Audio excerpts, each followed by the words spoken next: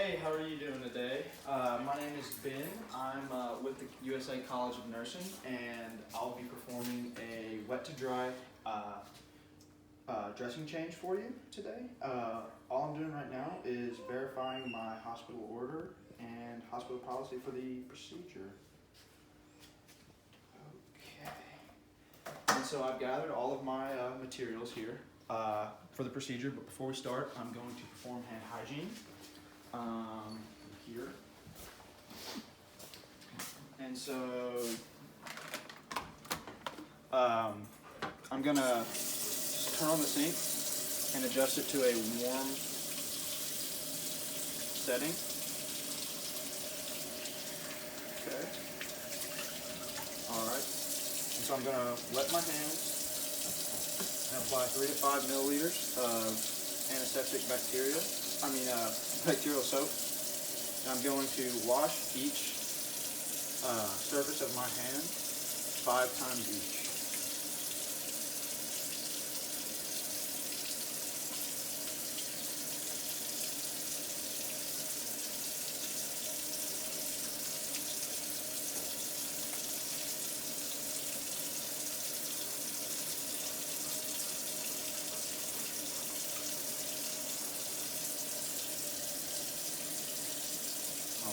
And now I'm going to clean underneath my fingernails. I'm also going to ensure that they are under 1/4 of an inch.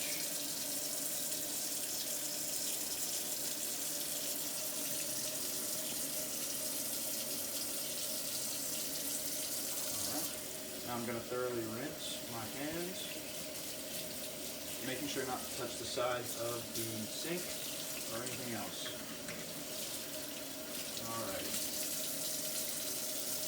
Now I'm going to take one paper towel and dry from the fingertips to the wrists, and then dispose of that, and then get another dry paper towel and dry from the fingertips to the wrists.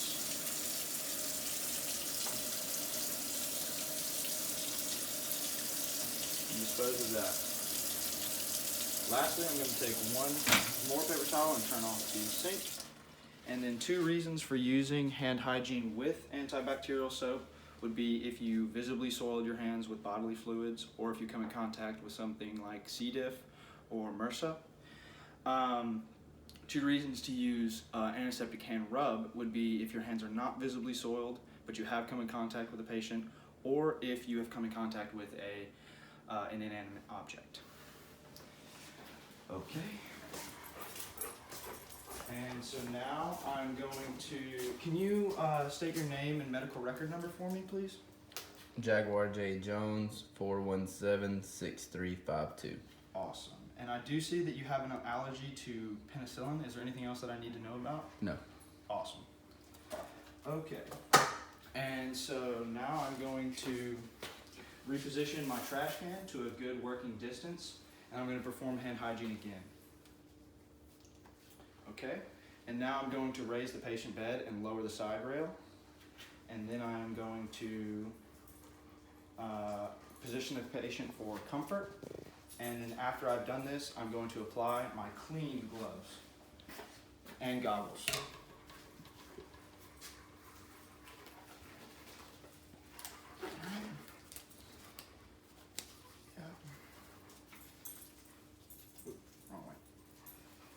All right.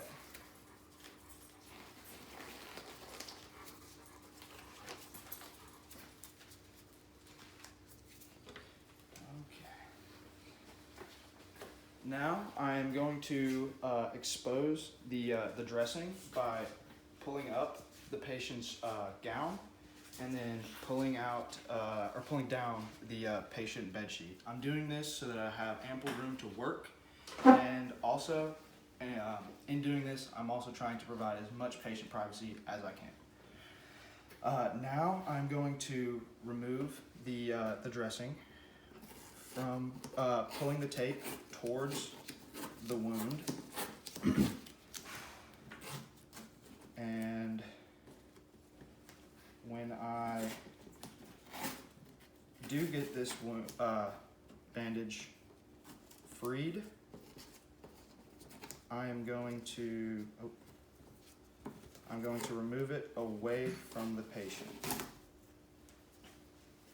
Okay. And so, upon removing the bandage, I'm going to assess the drainage from the wound. For example, for this patient, he has a red-orange serosanguinous fluid. It's got a watery consistency with no notable odor. Now I'm going to remove the primary dressing, which would be the dry 4x4, and the 4x4s in the wound. And now as I'm removing them, I'm careful not to touch the peri-wound areas. And then upon removing the gauze from the inside, I'm going to note the size, the shape, and then also any necrotic tissue, any granulation tissue, or any slough. Now I'm going to dispose of the ABD pad, like so, with my hands down towards the trash.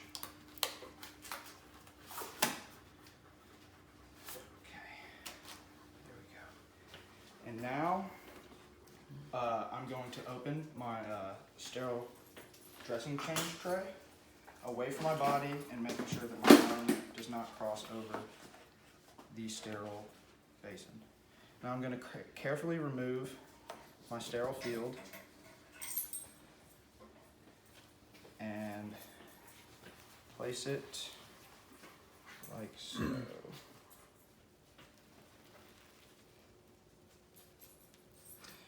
Now, everything hanging off the side of the table is now contaminated with a 1-inch contamination border along the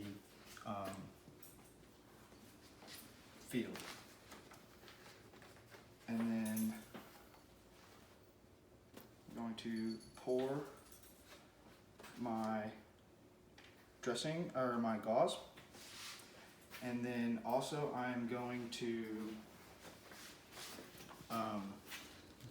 check the expiration date on my saline bottle here, and I'm going to, when I do open the saline, I'm going to palm the bottle, or palm the label, and then hold the cap up, and I'm going to gently pour the water into the basin, making sure not to spill, or not to splash the sterile field, or touch the side.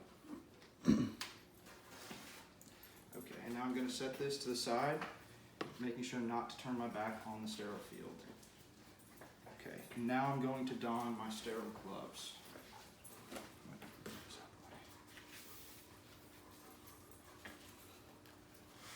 Okay, so putting on the first glove, I'm going to touch the inside of the glove.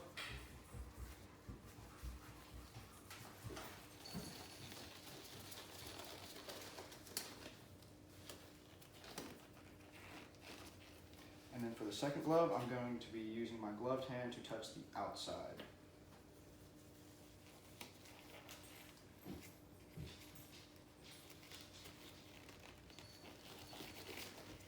Okay.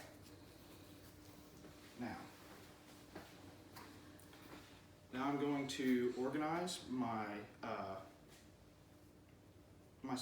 my equipment, and like so.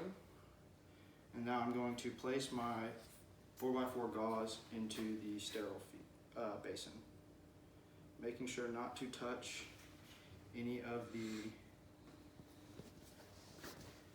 pieces of gauze to the side.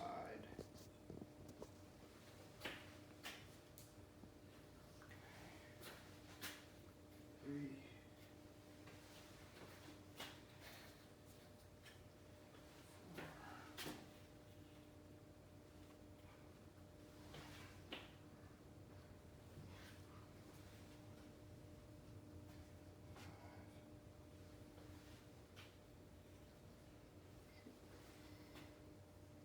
Okay. All right, now with that done, we're going to move on to the intact suture line. like I said, it is intact. The wound edges are well approximated, sutured closed. I'm also going to notice any redness or drainage if there is any, which right now I'm not seeing any. And now I'm going to move on to cleaning the intact suture lines, starting from least contaminated to most contaminated. Least contaminated being the the actual suture line itself, and then the most contaminated being on the peripheral sides of the wound. Okay, and I make sure to dispose of my 4x4s above the waist. Also, I am trying to work as best as I can above the waist. Okay, and now that's ringed out. I'm also positioning the 4x4 gauze in a way that ensures that my glove will not be touching the patient's skin or anything else.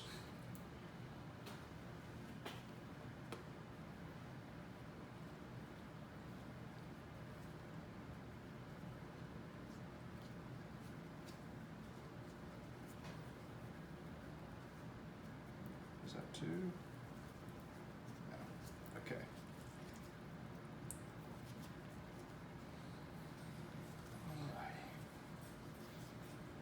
And this will be the last one on the side. And then now we're going to pat dry with a dry piece of gauze the intact suture line and dispose above the waist. Now we're going to move on to packing the open wound, and we're going to start with wringing out the 4x4 gauze and then fluffing them to make sure it takes up a little bit of space inside the wound area.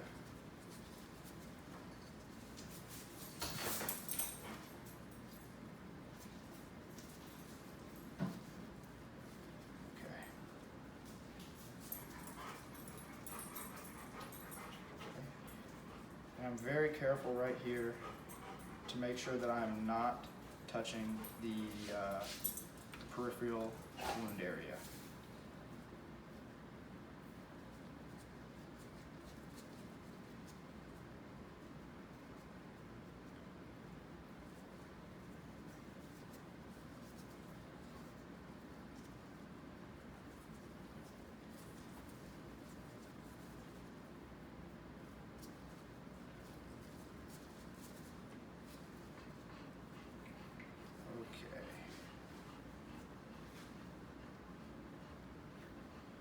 Looks like there needs to be one more to fill the wound.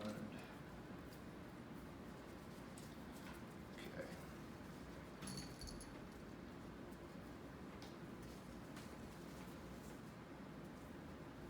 All right. There we go. Okay.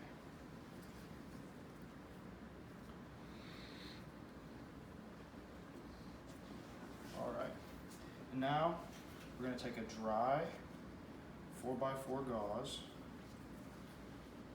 and place it over the wound area.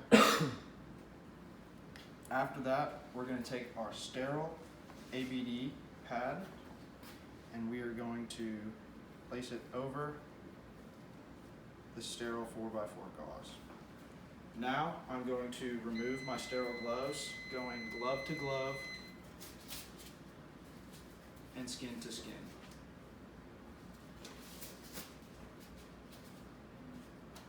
Like so. And now I'm going to take my tape and fasten down the edges of the ABD pad. And I'm going to measure out the tape before I actually rip it off. This is just so I don't waste any tape.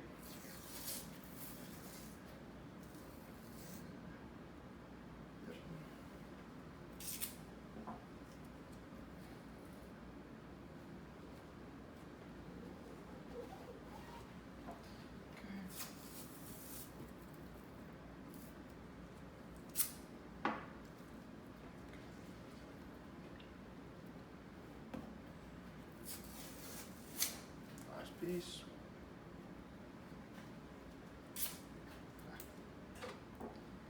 And there we go. Now the next step would be to add an extra piece of tape with the date, time, and initials of when I actually change the dressing, and this would be for the incoming nurse. And then after this, I'm going to reposition the patient for comfort, and then I'm going to lower the bed, raise the side rail, and then perform hand hygiene and dispose of my materials. Thank you.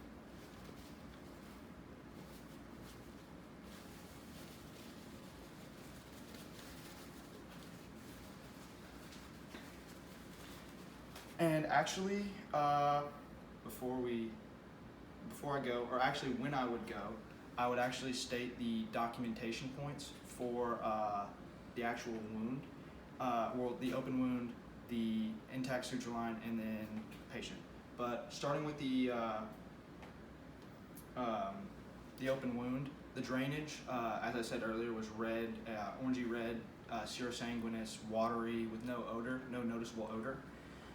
Likewise, the actual open wound was a moderately sized wound. It was red, and it lacked an odor, just like the fluid or the drainage. As for the intact suture line, it was intact. The wound edges were well approximated, and there was no presence of drainage or redness. And then as for the patient, there was no noted tenderness. He handled the procedure very well.